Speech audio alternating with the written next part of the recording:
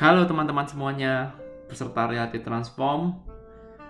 Sekarang tanggal 14 Maret jam 2.14 PM, 2.14 sore di New York. Dan per hari ini jam saya adalah sekarang ikut waktu Indonesia Tengah.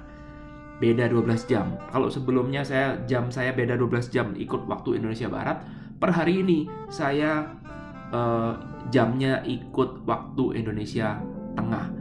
Jadi kalau sekarang di sini jam 2.15 sore, maka di Indonesia WIB ya. Jadi kalau jam 2 sekarang jam 2.15 sore, di sini PM ya, sore. Maka di Indonesia WIB adalah jam 1.15 AM pagi. Ya, jadi kalau ini di WIB ya. Ya, kalau di sekarang saya di New York atau Eastern Standard Time ya, di New York ini sekarang jam 2.15. Kalau di Indonesia jam 1.15 subuh di WIB ya. Ya, kalau WITA jamnya sama dengan saya. Ya, kalau WITA yaitu jam 2.15 AM waktu Indonesia Tengah. Sama ya. Itu sekedar info aja.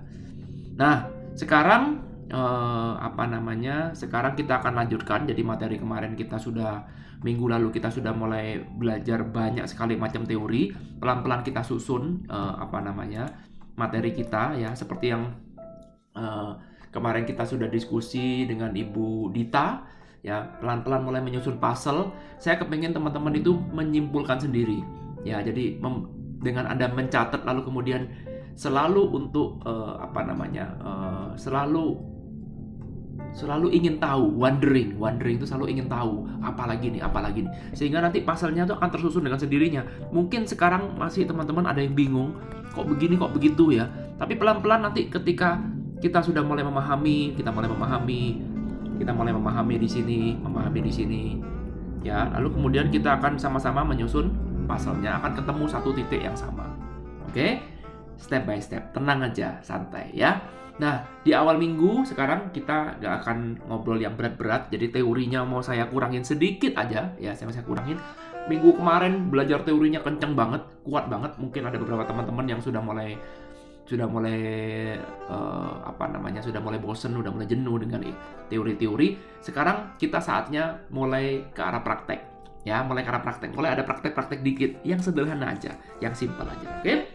Nah, begini, mari kita lanjutkan materi kita yang kita sebut sebagai realitas. Jadi sebenarnya sekarang kita ini adalah kalau kita ngomong who we really are ya, kalau kita ngomong who am I itu misalkan ya, maka sebenarnya who am I itu kita adalah soul itu kan. Sebenarnya kalau kita the pure kita itu adalah soulnya itu. Tapi karena kita adalah hidup, maka kita ini sebenarnya ya soul ya ditambah dengan mind ditambah dengan body. Ya, inilah diri kita sekarang yang sebenarnya. Nah, diri kita sekarang ini yang disebut dengan hidup ya, sebenarnya kita tuh lagi experience hidup. Lebih tepatnya adalah kita ini adalah seorang pengamat yang sedang mengalami hidup. Jadi sebenarnya kita ini experience mengalami ya. Experience life. Mungkin pakai D ya, mungkin experience, mungkin begitu. Mengalami hidup. Kita ini sebenarnya mengalami hidup kita. Nah, hidup yang kita alami ini sebenarnya seperti kita melihat sebuah cermin ya. Kalau kita ngomong ini adalah cermin ya, cermin. Dan kalau Anda lihat cermin, yang dilihat dalam cermin itu adalah diri kita sendiri, betul? Ya, jadi kalau sekarang Anda lihat di cermin, saya lihat cermin, misalkan saya lagi ketawa, maka cermin akan memunculkan gambar tertawa. Jadi artinya apa? Cermin ini refleksikan. Betul? Jadi cermin ini merefleksikan. Reflected. Jadi cermin ini merefleksikan kita punya hidup. Ya. Ingat, cermin ini selalu netral, betul? Jadi kalau muka saya kelihatan jelek, ya, itu bukan salah cerminnya. Ya, cerminnya sentimen dengan saya.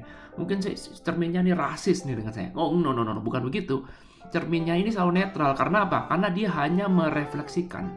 Bisa nggak cermin melakukan judgment? Nggak bisa ya. Nah, saya percaya hidup itu juga sama seperti itu. Jadi yang namanya hidup itu hampir sama dengan cermin.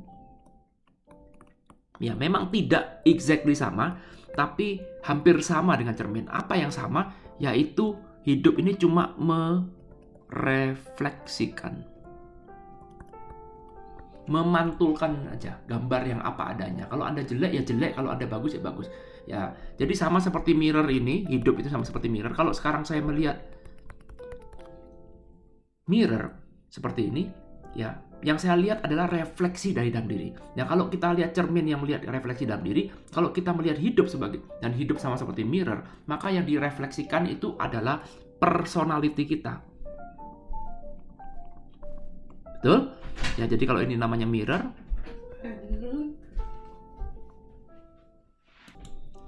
oke, jadi kalau ini namanya mirror, ya sama nih, hidup nih juga sama, dia merefleksikan kembali personality kita. Ya, jadi merefleksikan kembali. Kalau kita melihat ke sini, maka dipantulkan kembali, ya itulah seperti apa yang kita pancarkan. Itulah hidup. Ya. Nah, namanya personality ini pasti ada satu paket. Namanya personality itu berarti apa, karakter gitu misalkan, atau apa ya. Seperti skenario yang mau kita mainkan dalam hidup ya, personality ada karakternya. Mungkin ibaratnya main drama itu ada karakternya. Maka personality ini satu paket dengan how you think, bagaimana Anda berpikir dan bagaimana Anda merasakan. Ini satu paket nih. How you think and how you feel membentuk personality. Paham ya? Nah, personality inilah yang dipancarkan kembali dalam hidup kita. Nah, karena itulah sebenarnya hidup itu sebenarnya adalah seperti cermin, sebenarnya adalah netral. Nggak ada namanya hidup itu jahat atau hidup itu baik. Ya, jadi hidup netral artinya apa? Kalau Anda menganggap hidup itu satu hal yang jelek, ya, maka ya hidup akan jadi jelek. Kalau Anda menganggap bahwa hidup ini penuh dengan tantangan, ya hidup akan jadi penuh tantangan. Kalau Anda menganggap bahwa hidupnya adalah boring, maka hidup akan jadi boring. Kalau Anda menganggap bahwa hidup ini cari uang setengah mati, maka hidup akan jadi cerita cari uang setengah mati. Kalau Anda mengatakan bahwa hidup ini penuh dengan kebahagiaan, maka hidup akan penuh dengan kebahagiaan. Kalau Anda mengatakan hidup ini penuh dengan penderitaan, maka hidup akan jadi penuh penderitaan. Ini kan sama seperti cermin, betul? Ya, jadi kalau sekarang saya pakai muka jelek, ya munculnya muka jelek. Kalau saya ketawa, ya muncul ketawa. Kalau saya senyum, ya muncul senyum. Kalau saya menangis, ya muncul menangis. Kalau saya marah, ya muncul muka marah. Mana mungkin cermin saya mukanya marah, muncul muka kesenyum? Gak mungkin kan? Sampai sini dulu, bisa dipahami? Jadi, makanya kan kemarin pada saat kita meeting, kita bertanya, hidup seperti apa yang Anda percaya? Nah, ini dia nih. Pertanyaan ini bagus banget nih.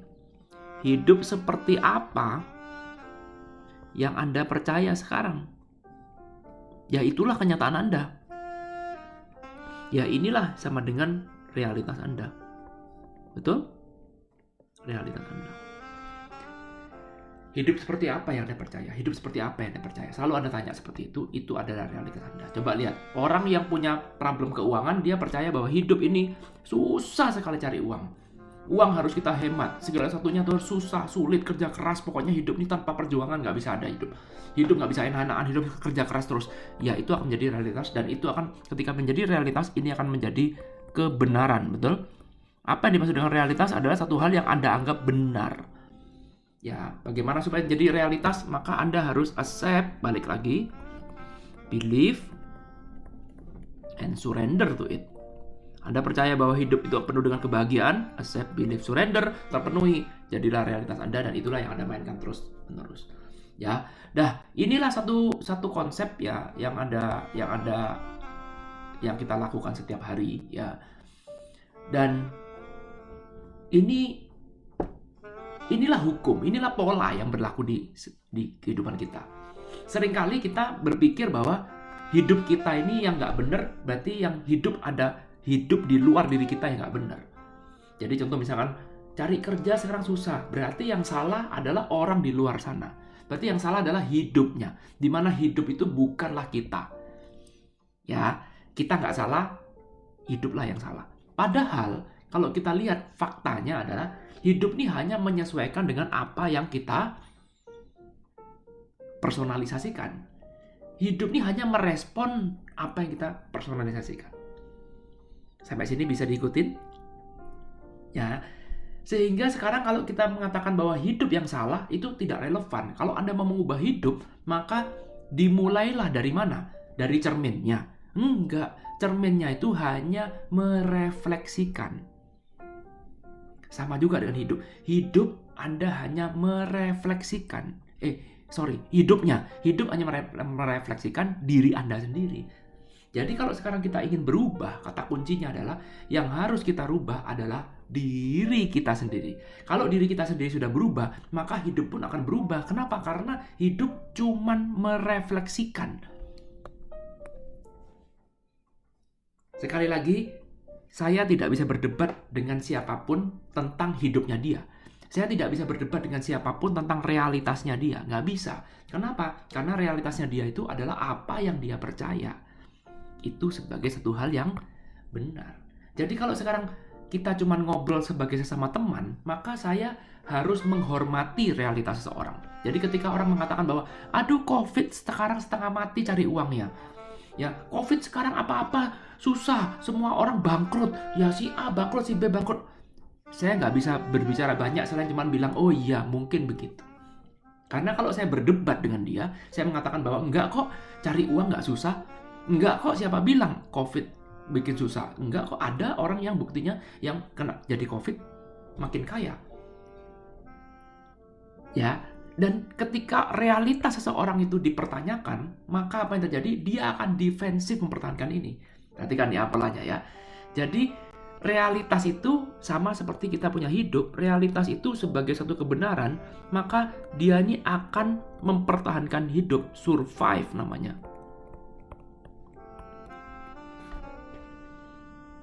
Ini menjadi pola. Jadi realitas kita ini akan menjadi pola. Akan menjadi self diri kita karena sudah menjara daging dengan diri kita. Ya itulah saya. Itu realitas saya. Sehingga ketika ada orang mempertanyakan self-nya, apa yang terjadi? Dia akan defensif. Dia akan mempertahankan self itu sampai mati-matian. Karena itulah tidak ada gunanya Anda berdebat mempertanyakan realitasnya orang. Gak ada guna. Kecuali satu hal. Kecuali Anda adalah seorang konsultan, ya, ada seorang konsultan yang ingin mengubah hidup klien Anda. Tentu saja syaratnya klien itu harus mau dirubah. Jangan pernah memaksakan kehendak. Klien gak mau berubah tapi kita paksa untuk berubah hanya untuk sekedar kita show off. Gak ada guna. Karena itu kalau ketika saya menjadi seorang konsultan, saya tidak menjadi teman. Sekarang ketika menjadi konsultan, di awal saya akan bertanya, kamu mau berubah nggak? Yes, saya mau berubah. Oke, yakin? Yakin.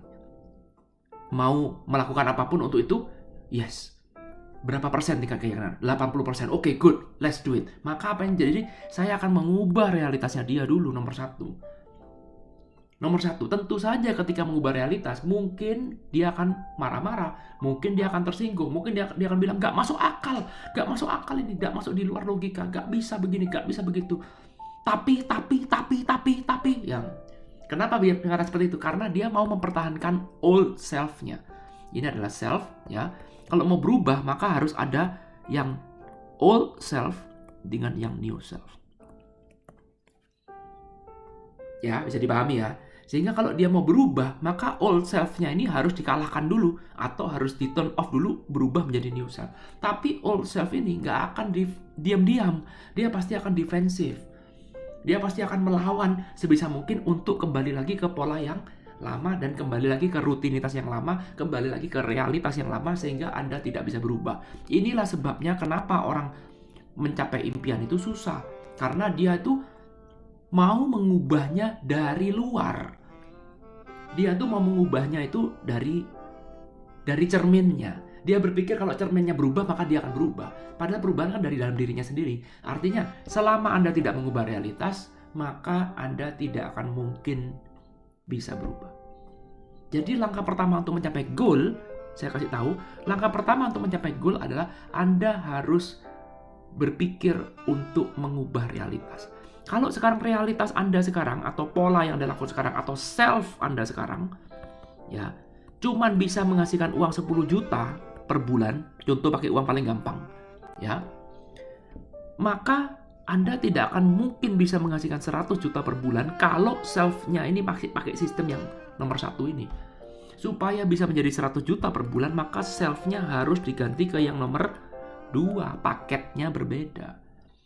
Ya, jangan pernah berpikir, oh kalau gitu 10 jutanya ini Pak, saya fokus ke 10 juta, fokus ke caranya, fokus ke kapan tercapainya, nggak akan bisa. Kenapa? Ini sama seperti Anda kepingin cerminnya berubah, padahal diri Anda tidak berubah. Ini adalah contoh yang sangat-sangat fatal. Ya, ini contoh yang sangat-sangat ekstrim. Saya belajar ini setengah mati dulu, mencari tahu kenapa kok saya punya impian ini nggak bisa tercapai. Ya, karena apa? Karena perubahan itu tidak dimulai dari dalam. Perubahan itu saya berpikir cerminnya berubah. Sehingga apa yang terjadi? Kalau saya berpikir cerminnya berubah, yang di dalam tidak berubah, maka akan terjadi perlawanan. Ini adalah intensi saya. Apa yang saya lakukan? Ini adalah goal saya. Atau kita sebut sebagai desire. Keinginan saya, ya, saya pinginnya Pak, saya pinginnya pergi ke Amerika misalkan. Saya pengennya pergi ke Amerika Pak. Iya, pengen aja nggak cukup. You must to do something. Iya, tapi saya melakukan sesuatu, aduh tapi males Pak. Nanti kalau gini gimana? Kalau gitu, perhatikan. Intensinya menuju ke old self. Sementara kalau Anda sekarang mau berubah, maka Anda harus ke new self. Betul? Pahami dulu ini. Ya, ini sangat penting. Ya, inilah yang kemudian kita sebut kemarin kita sebagai mental block. Wah, terjadi mental block. Kenapa? Karena tarik-tarikan, nggak sesuai, ya, nggak koheren. Karena yang satu maunya ke kiri, yang satu kembali ke kanan. Yang satu intensinya balik ke diri Anda yang lama. Udahlah, gini-gini aja lah. Udah jangan berubah lah. Perubahan itu nggak gampang. Nanti kalau gagal gimana? Kalau ternyata gini kan malu. Nanti kecewa. Udah nggak usah lah, gini-gini aja lah. Ya, kenapa bisa begitu? Karena Anda fokusnya. Jadi ini terjadi karena fokus kita itu pada cerminnya, bukan pada self-nya. Tapi apa yang terjadi kalau self-nya yang kita rubah dulu? Maka apa yang terjadi? Yang terjadi adalah diri Anda jadi semakin mudah untuk mencapai sesuatu karena intensinya pun akan disesuaikan karena self-nya sudah berubah, paketannya diubah. Anda lakukan ini 1 kali, 2 kali, 3 kali, repetisi terus, lama-lama tubuh Anda jadi ngerti, oh begini tuh yang dimaksud. Ya, itulah yang terjadi. Oke? Nah, pahami ini dulu. Besok pagi kita akan membahas tentang bagaimana caranya kita untuk mengubah self. Ya, jadi ada beberapa step-stepnya yang kita gunakan untuk mengubah self. Besok pagi kita akan bahas. Siapkan buku catatannya. Jadi besok pagi kita sudah punya 2 buku kemarin kan? Ya, yaitu 1 buku teori, ya teori yang ada, saya yakin bukunya sudah dicoret-coret banyak. Yang satu lagi kan buku praktek. Ya, kalau kita ngomong buku praktek, sementara kemarin kita praktek sudah menulis apa yang pertama kali kita pikirkan, besok pagi kita akan mengisi lagi buku praktek ini setiap hari. Ya, ingat, kita melakukan jurnal. Setiap hari kita akan praktek, kita akan ngisi di sini karena cara untuk mengubah self ada pada teknik ini. Ya, besok pagi kita akan sama-sama melakukan ini. Minggu ini kita akan bermain-main, banyak praktek, nggak seperti minggu lalu yang banyak teori. Ya, pelan-pelan sambil ada praktek nanti Anda semakin paham, dan semakin paham. Oke? Thank you udah menonton video ini. Sampai ketemu besok pagi. Kelas kita masih panjang, perjalanan kita masih panjang. Semoga teman-teman masih semangat untuk terus belajar di kelas Reality Transform 4 ini. Thank you. Sampai ketemu besok pagi. Kita diskusi lanjut di Telegram ya. Thank you. Bye.